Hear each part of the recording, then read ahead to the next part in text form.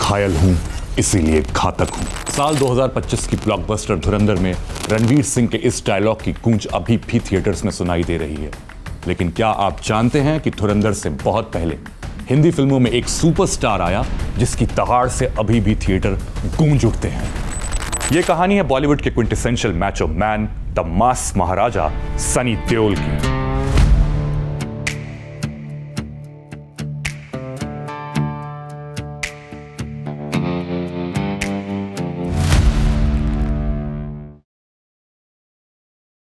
आज मैं आपको सुपरस्टार सनी देओल की शख्सियत के अनछुए पहलुओं के बारे में बहुत डिटेल में बताऊंगा। हिंदी सिनेमा के पास्ट, प्रेजेंट और फ्यूचर में उनकी मौजूदगी के मायनों के बारे में बताऊंगा। ये कहानी हिंदी फिल्मों के सिर्फ एक सुपरस्टार की नहीं, बल्कि एक फिनोमेना, एक लेजेंड, एक कल्चरल आइकॉन की है। इस एपिसोड में हम सनी की पूरी जिंदगी को कैप्चर करेंगे। ये जानने की कोशिश करेंगे कि इंडस्ट्री में सनी देओल का रुतबा कितना बड़ा है। उन अहम फिल्मों के बारे में बातें होंगी जिन्होंने 4 दशकों से सनी को बहुत ही स्पेशल और रेलेवेंट बना रखा है। सनी की मास एंटरटेनर्स और सिंगल स्क्रीन थिएटर की ऑडियंस से उनका इंटेंस कनेक्शन। इसके साथ साथ हम ये भी जानेंगे कि सदी की शुरुआत में एक बहुत बड़ी इवेंटफुल फिल्म देने के बाद भी उन्हें 20 साल का एक लंबा स्ट्रगल क्यों करना पड़ा। इसके बाद सनी का एक लैकलस्टर पॉलिटिकल स्टिंट और आखिर में एक ऐसा कमबैक जिसके बारे में शायद किसी ने सपने में भी नहीं सोचा था। साल था 1983। वैश्विक स्तर पर भारत की तस्वीर कुछ ऐसी नजर आ रही थी जहां ढेरों कॉन्ट्रडिक्शंस देखने को मिल रही थी। एक तरफ जहां हम सोशल और पॉलिटिकल लेवल पर अंदरूनी उथल पुथल से गुजर रहे थे, वहीं दूसरी तरफ दुनिया में हमारा रुतबा बढ़ रहा था और हमारी कल्चरल अचीवमेंट्स सबको नजर आ रही थी। इस वक्त सुपरस्टार अमिताभ बच्चन अपने करियर के शिखर पर थे। उनकी फिल्म जंजीर को आए 10 साल पूरे हो चुके थे। जंजीर वो फिल्म है जिसने एंग्री यंग मैन के टाइटल को अमिताभ बच्चन के साथ हमेशा हमेशा के लिए जोड़ दिया। एंग्री यंग मैन फिल्मों में हीरो का वो सिनेमैटिक रिप्रेजेंटेशन है जो सिस्टम के अनफेयर स्ट्रक्चर से नाराज है। वो गरीबी, बेरोजगारी, नाइंसाफी या फिर किसी भी किस्म के सोशल या क्लास डिवाइड को बर्दाश्त नहीं कर सकता और एक आम इंसान के हक के लिए वो सिस्टम के अंदर खड़े रहकर सिस्टम के खिलाफ जाने का मादा रखता है। उसकी बगावत, उसकी नाराजगी पर्सनल नहीं बल्कि सोशल होती है। 70 के दशक को कई एक्सपर्ट्स एक लॉस्ट टिकट की तरह देखते हैं क्योंकि इस दशक में इमरजेंसी लगी, इकोनॉमी बहुत स्टैग्नेंट हो गई, इन्फ्लेशन बढ़ गया, ग्रोथ रेट नीचे चली गई। इसके साथ साथ पॉलिटिकल टर्बुलेंस और इंडस्ट्रियल अनरेस्ट ने सेलुलॉइड पर एंग्री यंग मैन की इमेजरी को और भी इंटेंस बना दिया। अमिताभ बच्चन की जंजीर, दीवार, त्रिशूल, मुकद्दर का सिकंदर और काला पत्थर, ये कुछ ऐसी फिल्में रही जो समाज की सभी व्यवस्थाओं की नाकामियों के सामने एक आम आदमी के बगावत की बेहतरीन नुमाइंदगी करती हैं। सिनेमा के इस दौर को एंटी एस्टैब्लिशमेंट एरा कहा जाता है। 1973 से 1983 तक के इस 10 साल के पीरियड में अमिताभ बच्चन अपनी एंग्री यंग मैन इमेज के सबसे हाई पॉइंट पर पहुंच गए थे। 1983 में उनकी 2 बहुत इंपॉर्टेंट फिल्में रिलीज हुई। पहली फिल्म थी अंधा कानून, जिसमें अमिताभ बच्चन न्याय व्यवस्था से नाराज एक ऐसे हीरो की भूमिका में थे जो एक करप्ट पुलिस और जुडिशरी से इंतकाम लेने के लिए कानून को अपने हाथ में ले लेता है। दूसरी फिल्म कुली में उनका किरदार समाज में हाशिए पर खड़े मेहनतकश लोगों का चेहरा बनकर उभरा, जो अपनी दौलत और शोहरत का नाजायज फायदा उठाने वाले अमीर कारोबारियों के सामने डटकर खड़ा हो जाता है। एंग्री यंग मैन का यह कॉन्सेप्ट महज एक ट्रेंड नहीं था, यह एक भारतीय युवा के रेजिस्टेंस का रिफ्लेक्शन था जो सोशल और पॉलिटिकल केओस की वजह से खुद में बहुत ही बेबस और मजबूर महसूस कर रहा था। इस वक्त और भी नए सितारे फिल्म जगत में एंट्री ले रहे थे। इन्हीं में से एक थे हिंदी फिल्मों के ओरिजिनल ही मैन सुपरस्टार धर्मेंद्र के बड़े बेटे सनी देओल। सनी ने राहुल रवैल की डायरेक्टोरियल एक म्यूजिकल रोमांटिक ड्रामा फिल्म बेताब से अपना डेब्यू किया। ये 1983 की ब्लॉकबस्टर फिल्मों में से एक है। सनी की शख्सियत में एक नेचुरल ईज थी। एक बेहतरीन फिजिक के साथ उनकी बोलती हुई आंखों में एक सिंसियरिटी थी जो ऑडियंसेस को बहुत ही अपीलिंग लगी। सनी का असली नाम अजय सिंह देओल है। सनी का जन्म 19 अक्टूबर 1957 को पंजाब के शहर सहानेवाल में धर्मेंद्र और प्रकाश कौर के घर पर एक जट फैमिली में हुआ। सनी की मां प्रकाश कौर एक होम मेकर हैं जिन्होंने एक सुपरस्टार की वाइफ होने के बावजूद हमेशा खुद को ग्लैमर वर्ल्ड की चकाचौंध से दूर रखा। अपनी स्क्रीन इमेज से बिल्कुल उलट सनी बचपन से ही बहुत ही शर्मीले मिजाज के हैं। सनी ने अपनी स्कूलिंग मुंबई के sacred heart boys high school से की और आगे की पढ़ाई मुंबई के ही Anandilal Poddar college of commerce and economics से। अभी हाल ही के अपने कुछ मीडिया इंटरेक्शंस में उन्होंने खुलकर बताया कि उन्हें डिसलेक्सिया था, जिसकी वजह से उन्हें पढ़ने लिखने में दिक्कत होती थी, लेकिन स्पोर्ट्स और दूसरी एक्टिविटीज़ में वो बहुत अच्छे थे। सनी को कार रेसिंग का भी शौक था। वो रेसिंग में अपना करियर भी देख रहे थे, लेकिन परिवार ने उन्हें रेसिंग परस्यू करने की इजाज़त नहीं दी। कॉलेज के बाद उन्होंने थिएटर किया। प्रोमिनेंट एक्टर शशि कपूर की रिकमेंडेशन पर वो बर्मिंघम के मशहूर ओल्ड रेप थिएटर में गए, जहां उन्होंने फॉर्मली एक्टिंग सीखी। उस वक्त को याद करते हुए सनी ने अपने एक इंटरव्यू में बड़े ही मजाकिया अंदाज में कहा था कि जब उनकी ट्रेनिंग खत्म हुई तो उनके एक मेंटोर ने उनके रिपोर्ट कार्ड पर रिमार्क के तौर पर लिखा कि वो कभी एक्टर नहीं बन पाएंगे। सनी के छोटे भाई बॉबी देओल भी एक एक्टर हैं, जिन्होंने हाल ही में अपने बड़े भाई के नक्श ए कदम पर चलते हुए फिल्म एनिमल से अपना शानदार कमबैक किया है। सनी की 2 बहनें हैं, विजेता और अजीता। विजेता एक कामयाब बिजनेसवुमन है। सनी की दूसरी बहन अजीता पेशे से एक एकेडमिशियन और मेडिकल प्रोफेशनल हैं। इसके साथ साथ सनी के पिता धर्मेंद्र ने साल 1980 में अपने वक्त की सबसे मशहूर अदाकारा हेमा मालिनी से दूसरी शादी की थी। हेमा मालिनी हिंदी फिल्म इंडस्ट्री की ड्रीम गर्ल कही जाती हैं। धर्मेंद्र और हेमा मालिनी की 2 बेटियां हैं, ईशा और आहाना। ईशा देओल भी पेशे से एक अदाकारा हैं और आहाना देओल ने अपना करियर क्लासिकल डांस और फैशन डिजाइनिंग की फील्ड में बनाया है। सनी के कजन अभय देओल भी एक पेशेवर एक्टर हैं, जो फिल्मों में अपनी ऑफ बीट चॉइसेस के लिए मशहूर हैं। सनी की वाइफ का नाम पूजा देओल है। सनी और पूजा ने साल 1984 में शादी की थी। पूजा और सनी के 2 बेटे हैं, करण और राजवीर। मीडिया के कुछ सेक्शंस ने कई दफा देओल फैमिली के आपसी रिश्तों पर एक गैर जरूरी नजर रखते हुए कंट्रोवर्सी क्रिएट करने की कोशिश की, लेकिन देओल फैमिली हमेशा से ही बहुत ग्रेसफुल रही है। इन्होंने कभी भी मीडिया को अपनी प्राइवेसी के साथ खिलवाड़ नहीं करने दिया, और कभी ऐसी नौबत आई भी तो ये खामोश नहीं रहे। ये अपने बर्ताव में बहुत ही क्लियर, एथिकल और डिग्निफाइड रहे हैं। पूरी हिंदी फिल्म इंडस्ट्री में ये स्ट्रॉन्ग फैमिली वैल्यूज की सबसे बड़ी मिसाल है। इसका एक नमूना अभी हाल ही में देखने को मिला। सनी के पिता और हिंदी फिल्मों के सबसे कद्दावर अभिनेता धर्मेंद्र का 24 नवंबर 2025 को निधन हो गया। जब धर्मेंद्र हॉस्पिटलाइज थे, तब जिस तरीके से मीडिया फोटोग्राफर्स और पेपराजी देओल फैमिली से उनकी जिंदगी के इस मुश्किल वक्त में पेश आए हैं, वो बहुत ही शर्मनाक है। सनी ने उस वक्त अपने परिवार की निजता में दखल देने के लिए मीडिया फोटोग्राफर्स को सरेआम लताड़ा था और गाली भी दी थी। मीडिया इंसाइडर वरिंदर चावला ने सनी के इस रिस्पॉन्स को क्रिटिसाइज करते हुए कहा कि सनी काम और कंपोज रहते हुए फोटोग्राफर्स से उनकी प्राइवेसी में दखल न देने की दरख्वास्त कर सकते थे। उनका कहना यह था कि सारा देश अभिनेता धर्मेंद्र से बहुत प्यार करता है और देओल फैमिली की पीआर टीम ने ही मीडिया फोटोग्राफर्स को धर्मेंद्र की हेल्थ अपडेट दी थी। चावला के मुताबिक सारे फोटोग्राफर्स उनके घर से 20 से 30 फुट की दूरी पर खड़े थे।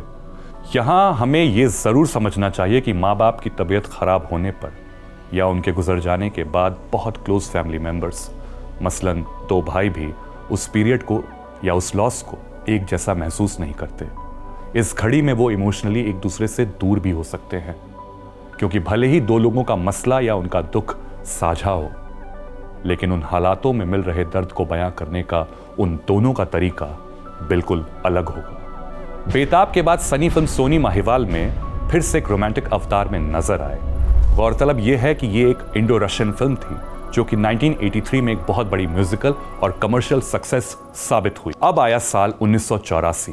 भारत में चल रहे पॉलिटिकल और सोशल केओस ने एक बहुत ही बेरहम रूप इख्तियार कर लिया और साल के खत्म होते होते तारीख 31 अक्टूबर 1984 को भारत की प्रधानमंत्री इंदिरा गांधी की उनके ही अंगरक्षकों ने हत्या कर दी। इस हत्या की वजह ऑपरेशन ब्लू स्टार था, जो साल 1984 के जून महीने में हुआ था। यहाँ यह जानना दिलचस्प है कि इंदिरा गांधी और बच्चन परिवार में बहुत ही गहरे व्यक्तिगत संबंध थे। इंदिरा गांधी की हत्या के बाद अमिताभ बच्चन ने सियासत में कदम रखकर कांग्रेस पार्टी को सपोर्ट करने का फैसला लिया, जिसकी वजह से उनके करियर का पेस थोड़ा स्लो हो गया। वो अब फिल्मों और सियासत पर बराबर ध्यान दे रहे थे। फिर भी एक वॉइड क्रिएट हो रहा था जो सबको नजर आ रहा था। एंग्री यंग मैन की इमेजरी को भी रिफॉर्मेशन की दरकार थी। उस वक्त और भी स्टार्स मसलन अनिल कपूर, संजय दत्त, कुमार गौरव और जैकी श्रॉफ अपनी फिल्मों से दर्शकों के दिलों पर अपने स्ट्रॉन्ग इंप्रेशंस क्रिएट कर रहे थे। मगर यहाँ एक ऐसी फिल्म की जरूरत थी जो इस पॉलिटिकल और सोशल टर्मोइल में देश का जो एक कलेक्टिव मूड था उसकी एग्जैक्ट रिप्रेजेंटेशन करे। यानी जनता अभी भी उस एंग्री यंग मैन को ढूंढ रही थी, क्योंकि कुछ भी नहीं बदला था। जनता का आक्रोश इस वक्त भी अपने उबाल पर वैसे ही था जैसा वो 10 साल पहले था। साल 1985। रोमांटिक फिल्मों से स्टार बना लड़का सनी अब एक हार्डकोर सोशल और एक्शन ड्रामा फिल्म अर्जुन में एक नए रंग में दिखाई देता है। अर्जुन की कहानी मुंबई के चौल में रहने वाले एक बेरोजगार, गुस्से से भरे नौजवान की है, जिसे कुछ नेता उसकी नाराजगी और युवाओं में उसकी पकड़ का फायदा उठाकर उसे स्थानीय राजनीति और अपराध की दुनिया में खींच लेते हैं। सलीम जावेद की जिस जोड़ी ने सेलुलॉइड पर एंग्री यंग मैन को क्रिएट किया था, उस जोड़ी के जावेद अख्तर इस फिल्म के राइटर थे।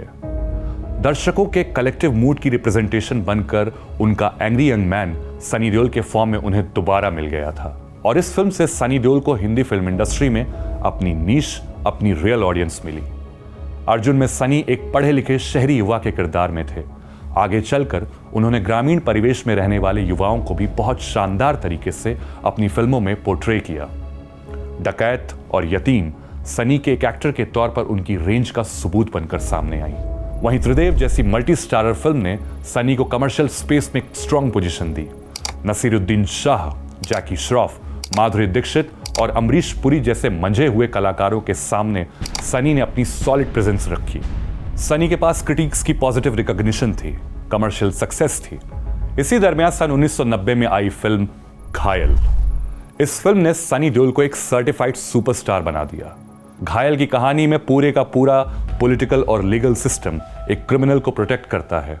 फिल्म हमें यह बताती है कि एक आम आदमी सबसे ज्यादा खतरनाक तब हो जाता है जब हमारा सिस्टम उसके सामने कोई पीसफुल ऑप्शन रहने ही ना दे।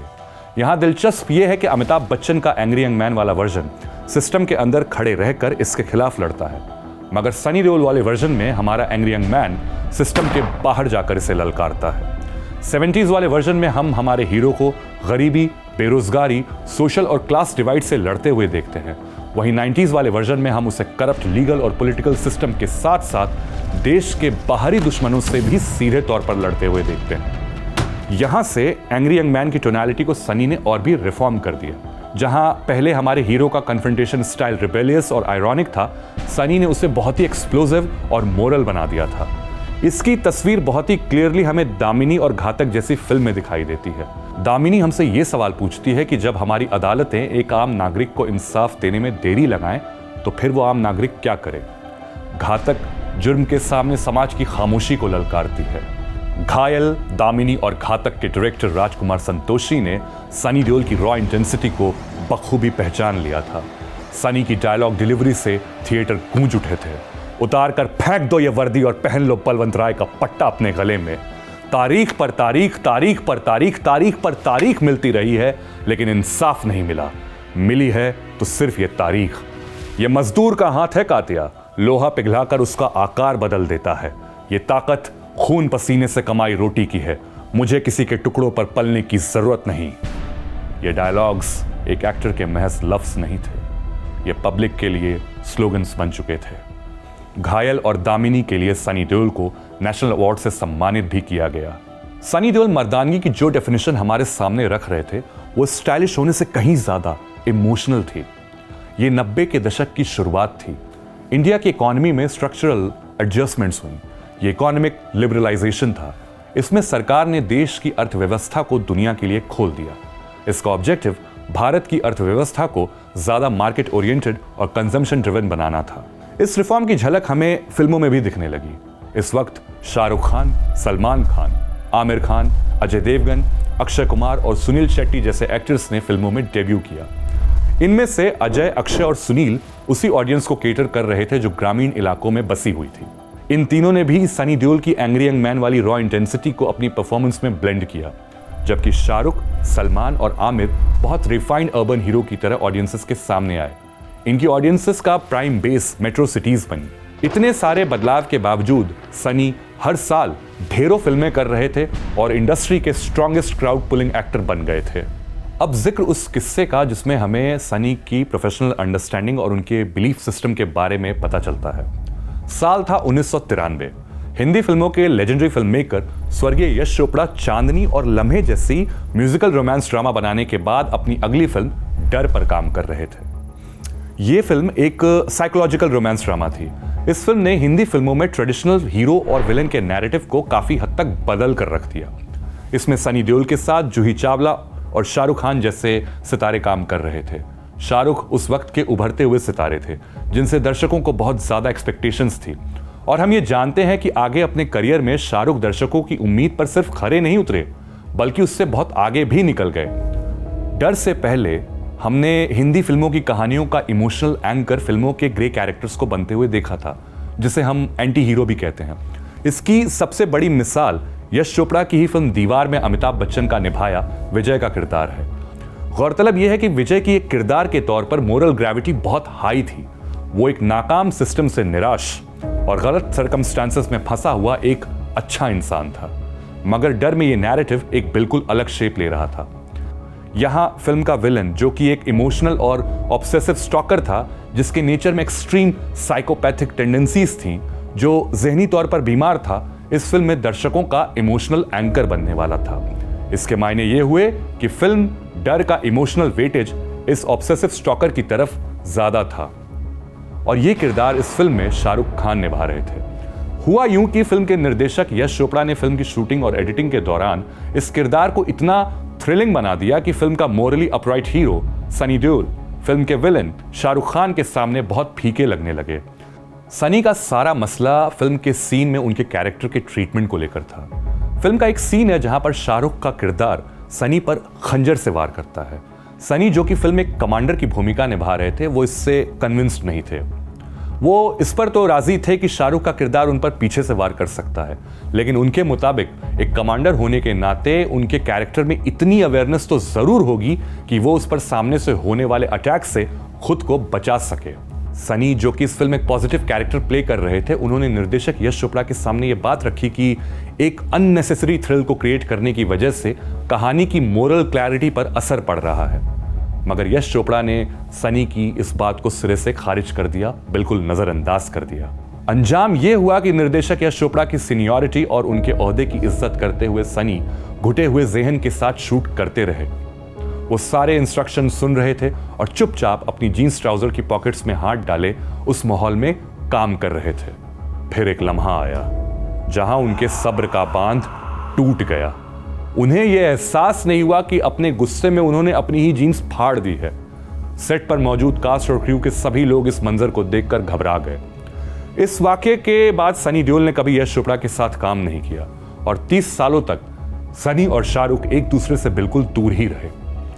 इस एपिसोड के मंजरे आम होने के बाद जहां फिल्म इंडस्ट्री के इनसाइडर्स को सनी का ये रवैया बहुत ही डिफिकल्ट लगा, उनके फैंस को उनका ये अप्रोच बहुत ही अपराइट और एथिकल लगा। सनी की इमेज एक ऐसे एक्टर की बन चुकी थी जो पर्दे से परे असल जिंदगी में भी अपने उसूलों के साथ समझौता नहीं करता। 70 और 80 के दशक में पैदा हुए दर्शक जो उनकी फिल्मों के साथ बड़े हो रहे थे, उन्हें सनी का यही मॉरली अपराइट अप्रोच सबसे ज्यादा पसंद आ रहा था। सनी अपने करियर के सबसे बेहतरीन दौर से गुजर रहे थे और इसी दौरान सन 1995 में सनी ने अपने छोटे भाई बॉबी देओल को फिल्म बरसात से लॉन्च किया। बरसात बॉक्स ऑफिस पर सुपर हिट साबित हुई। अभी कुछ सालों पहले ही बॉबी ने एक इंटरव्यू में कहा था कि उनके भाई उनके लॉन्च में बहुत ज्यादा इन्वेस्टेड थे, इतना कि सनी ने अपने काम को प्रायोरिटी ना देते हुए अपने छोटे भाई बॉबी के लिए फिल्म इंडस्ट्री में एक मजबूत जमीन तैयार की। 1997 से लेकर 2001 तक ये 4 साल का पीरियड सनी देओल वाकई में एक सुपरस्टार से इमोशन में तब्दील हुए। 1971 के इंडो पाक वॉर पर बेस्ड फिल्म बॉर्डर ने हमारे देश भारत को परिवार की तरह पेश किया। 1999 में जब कारगिल वॉर हुई तो हर हिंदुस्तानी को यह महसूस हो रहा था कि पाकिस्तान की हुकूमत ने सिर्फ हिंदुस्तानी हुकूमत से बेईमानी नहीं की, बल्कि हर भारतीय के पीठ में छुरा भोंका है। यह बीट्रेयल बहुत ही पर्सनल महसूस हो रहा था और अवाम का यह पर्टिकुलर सेंटिमेंट बहुत ही डिटेल्ड और इमोशनल तरीके से हमें 2001 में रिलीज हुई फिल्म गदर एक प्रेम कथा में दिखाई देता है। इस फिल्म में सनी देओल का किरदार तारा सिंह अपने बीवी और बच्चे के लिए पूरे के पूरे पाकिस्तान को उसके घुटनों पर लेकर आता है। यह सिर्फ एक फिल्म नहीं थी, बल्कि लोगों के लिए त्योहार बन गई थी। इस सदी की शुरुआत में एक शिफ्ट ऑडियंसेस के टेस्ट और प्रेफरेंस में भी आ रहा था। 1991 के इकोनॉमिक लिबरलाइजेशन की वजह से आहिस्ता आहिस्ता जनता का विश्वास अब गवर्नमेंट इंस्टीट्यूशंस में लौट रहा था। इसका असर उस वक्त बनने वाली फिल्मों में भी दिखने लगा। दिलवाले दुल्हनिया ले जाएंगे, परदेस, कुछ कुछ होता है, कहो ना प्यार है, दिल चाहता है, कभी खुशी कभी गम और कल हो ना हो में हमारा हीरो सिर्फ भारत तक सीमित नहीं रहता। वो विदेश में काम करता है, अपने मुल्क की मिट्टी से प्यार करता है, उसकी भी फैमिली और एथिकल वैल्यूज बहुत स्ट्रांग रहती हैं। इन कहानियों में ग्रामीण भारत का सिर्फ एक छोटा सा जिक्र होता है, लेकिन वो दिखाई कहीं नहीं देता और कुछ वक्त बाद ये जिक्र भी खत्म हो जाता है। सिनेमा सिंगल स्क्रीन थिएटर की बजाय अब मल्टीप्लेक्सेस की ऑडियंस को केटर करने लगता है। सनी देओल एंगर के जिस इमोशन को बहुत कन्विक्शन के साथ पोर्ट्रे कर रहे थे, अब उसकी जगह एस्पिरेशंस ने ले ली थी। लोगों को अब हीरो की रॉ इंटेंसिटी के बजाय उसकी अर्बन सोफिस्टिकेशन ज्यादा रास आ रही थी। जिस तरीके से दिलवाले दुल्हनिया ले जाएंगे और कभी खुशी कभी गम जैसी फिल्मों में हमारा हीरो अपना शहर, अपना गांव छोड़कर विदेश में रहने लगता है, उसी तरह इकोनॉमिक लिबरलाइजेशन के बाद लोग नौकरी की तलाश में बड़े शहरों की तरफ रुख करने लगते हैं। सन 2000 में आईटी सेक्टर की ग्रोथ ने वेस्टर्न मैनेजमेंट टेक्निक्स को एक एवरेज इंडियन के सामने रखा। लाइफ अब इजी नहीं थी, दिन ब दिन कंपटीशन बढ़ रहा था। वो बच्चा जो सनी देओल की फिल्मों को अपने गांव और अपने छोटे शहरों में सिंगल स्क्रीन थिएटर में और वीसीआर पर देख रहा था, अब उसके पास खुद के लिए भी वक्त नहीं था। उसे बड़े शहर की अर्बन सोफिस्टिकेशन को अपने अंदर लाना था। 2003 की सुपरहिट फिल्म बागबान की कहानी माँ बाप की तरफ बच्चों के इमोशनल नेग्लेक्ट को हमारे सामने परोसती है। फिल्म के एक सीन में बेटा मल्टीनेशनल कॉर्पोरेशन के वर्कलोड को अपने पिता को समझाता है। वो कहता है कि आपके ज़माने में ना तो काम में कोई कंपटीशन था और ना लाइफ में कोई टेंशन। बेटा अपने पिता को बहुत ही तंज भरे लहजे में ये एहसास दिलाता है कि उसके पिता की स्किल्स और टैलेंट की अब कोई वैल्यू नहीं है। बागबान के सीन में हम मल्टीनेशनल सेटिंग्स की इस कंपटीशन, उसके स्ट्रेस और एक इंडिविजुअल की फैमिली पर पड़ने वाले उसके इम्पैक्ट को बहुत क्लियर वे में देखते हैं।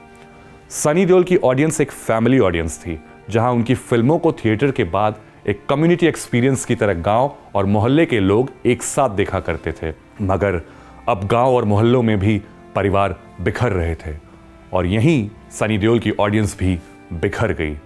सनी, जिनकी इनोसेंस, रॉ इंटेंसिटी और डायलॉग डिलीवरी से थिएटर गूंज उठते थे, वो सन 2005 के आते आते बहुत ही आउटडेटेड नजर आने लगे। अभी हाल ही में कपिल शर्मा के शो में उन्होंने कहा कि इस पीरियड में उन्होंने अच्छे काम करने की बहुत कोशिश की, मगर जिस तरह की कहानियों में उनका यकीन है, मेकर्स उस तरह की कहानियां उनके पास नहीं ला रहे थे। उन्होंने गदर के बारे में बात करते हुए कहा कि फिल्म इंडस्ट्री का एक बहुत बड़ा सेक्शन और कुछ क्रिटिक्स ने उनकी फिल्मों को बहुत ज़्यादा डाउन प्ले किया। वो इंडस्ट्री के इस बर्ताव से बहुत मायूस हुए थे।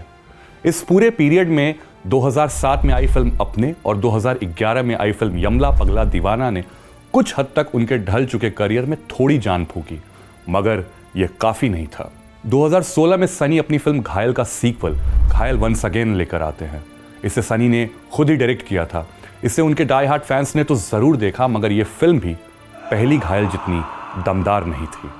सनी ने 2019 में भारतीय जनता पार्टी के टिकट पर गुरदासपुर पंजाब से लोकसभा इलेक्शंस में अपनी दावेदारी पेश की। सनी से पहले सुपरस्टार विनोद खन्ना गुरदासपुर से बीजेपी को रिप्रेजेंट कर चुके हैं। इस इलेक्शन में सनी ने 82,459 वोट्स की मार्जिन से जीत हासिल की थी।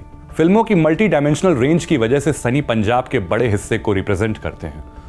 लोगों को उनसे बहुत उम्मीदें थीं, उन्होंने बड़े वादे भी किए थे, मगर इन उम्मीदों और वादों से आगे निकलकर जब डिलीवर करने की बारी आई, तब सनी एक मेंबर ऑफ पार्लियामेंट के तौर पर बिल्कुल बेअसर रहे। पार्लियामेंट्री सेशंस में उनकी रिपीटेड एब्सेंस की वजह से उनके इंटेंट पर काफी सवाल उठे। इंग्लिश न्यूज़पेपर द ट्रिब्यून ने member of parliament Sunny Deol की परफॉर्मेंस को इवैल्यूएट करते हुए लिखा है, history will not be kind to Sunny Deol when it जजेस him as an MP in the times to come. इस क्रिटिसिज्म के सामने सनी अपना पॉइंट ऑफ व्यू रखते हुए कहते हैं कि ऐसा नहीं है कि उन्होंने अपनी कॉन्स्टिट्यूंसी के लिए कुछ भी नहीं किया, मगर वो उनमें से नहीं है जो उसे पब्लिकली प्रमोट करते फिरें। फिलहाल सनी ने राजनीति से खुद को बाहर रखते हुए अपना सारा ध्यान अपने एक्टिंग करियर पर लगा रखा है। साल 2020 में कोविड के बाद दुनिया में एंटरटेनमेंट के मायने पूरी तरह बदल गए। दुनिया भर के थिएटर्स तकरीबन 2 साल तक बंद रहे। इस पीरियड में ओटीटी प्लेटफॉर्म्स ने दुनिया भर के कंटेंट को सिर्फ एक सब्सक्रिप्शन की कीमत पर लोगों के सामने परोसा। पूरी दुनिया बंद होकर भी कंटेंट के लिहाज से इस कदर खुली कि दर्शकों को कंटेम्प्रेरी हिंदी फिल्में क्वालिटी और इमोशंस के लिहाज से बहुत ही मेडियोकर लग रही थी। सुशांत सिंह की अनफॉर्चुनेट डेथ के बाद बॉयकॉट बॉलीवुड के ट्रेंड ने हिंदी फिल्मों के फ्यूचर को ही खतरे में डाल दिया और सनी देओल वो तो बहुत पहले ही कहीं बहुत पीछे छूट गए थे। 2020 के बाद पूरी दुनिया में कलेक्टिव ह्यूमन एक्सपीरियंस कोविड से पहले और कोविड के बाद की बेसिस पर डिफाइन होता है। एक इंसान के तौर पर अब हम 24 घंटे कंटेंट कंज्यूम कर रहे हैं और ये कंजम्पशन हमारे लिए बहुत ही थकान भरा साबित हो रहा है। इंफॉर्मेशन की इस बेहिसाब अवेलेबिलिटी ने हमें हाइपर एक्टिव बना दिया है। जिंदगी अब हमें डेटा से लैस बहुत कॉम्प्लिकेटेड नजर आ रही है।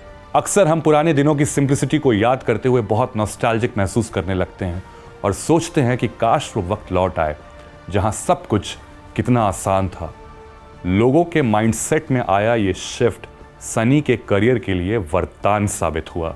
2023 में सनी गदर एक प्रेम कथा के सीक्वल गदर 2 द कथा कॉन्टिन्यूज में नजर आए और फिर सनी देओल के करियर का एक बिल्कुल नया दौर शुरू हुआ। गदर 2 ने अपने ओपनिंग वीकेंड में 134 करोड़ रुपयों की कमाई की। पूरी की पूरी हिंदी फिल्म इंडस्ट्री हैरान थी। इस फिल्म की सक्सेस ने यह मैसेज दिया कि जनता ने सनी को कभी नहीं भुलाया था। वो बस सनी को स्क्रीन पर अपने असल रंग और रुतबे के साथ देखना चाहती है। कभी गुजरे वक्त का एक सुपरस्टार जिसे पूरी तरह राइट ऑफ कर दिया गया था, उसने 66 साल की उम्र में आखिर ये बता दिया कि सुपरस्टार होने के असल मायने क्या होते हैं। इस दफा हिंदी फिल्म इंडस्ट्री ने सनी को वो इज्जत बख्शी जिसके वो असल हकदार थे। सनी और शाहरुख ने फिल्म डर के दौरान हुए क्रिएटिव कॉन्फ्लिक्ट को भुला दिया। इससे उनके एक दूसरे के साथ दोबारा काम करने के प्रोस्पेक्ट्स भी खुल गए हैं। सनी के सभी कंटेम्प्रेरीज आज बहुत अच्छा काम कर रहे हैं। फर्क सिर्फ इतना है कि वो एक बड़ी कहानी का अहम हिस्सा है, मगर सनी के केस में कहानियां अब उन्हें ध्यान में रखकर लिखी जा रही हैं। ऐसा इसलिए हुआ कि सनी की फिल्मों में सब कुछ ब्लैक एंड व्हाइट होता है, कुछ भी ग्रे नहीं होता। सनी अपनी फिल्मों में हमेशा अपने परिवार के, अपनी प्रेमिका के, अपने समाज के और अपने देश के प्रोटेक्टर की तरह नजर आए हैं। बात चाहे 90s की हो या आज की, सनी को देखना एक आम आदमी के अंदर उसके सेल्फ डाउट को बिल्कुल खत्म कर देता है और इस दफा सनी अपने साथ नॉस्टैल्जिया का एहसास भी साथ लेकर आए हैं। उन्हें देखकर ऐसा लगता है कि उस वक्त जब उनकी फिल्में चला करती थी तब जिंदगी कितनी आसान हुआ करती थी। सनी की फिल्मों को आज देखकर उस सिंप्लिसिटी को याद करना हमारे जहन के लिए बहुत राहत भरा होता है। वो अब एक सुपरस्टार, एक मास एंटरटेनर से कहीं ज्यादा एक फिनोमेना, एक कल्चरल आइकॉन, एक मिथिकल सिंबल जैसे नजर आने लगे हैं। सनी की कहानी में फिलहाल इतना ही। कैमरे पर इसे हमारे लिए रिकॉर्ड कर रहे हैं हमारे साथी अहमद अब्बास और आप देख रहे हैं जिस्ट।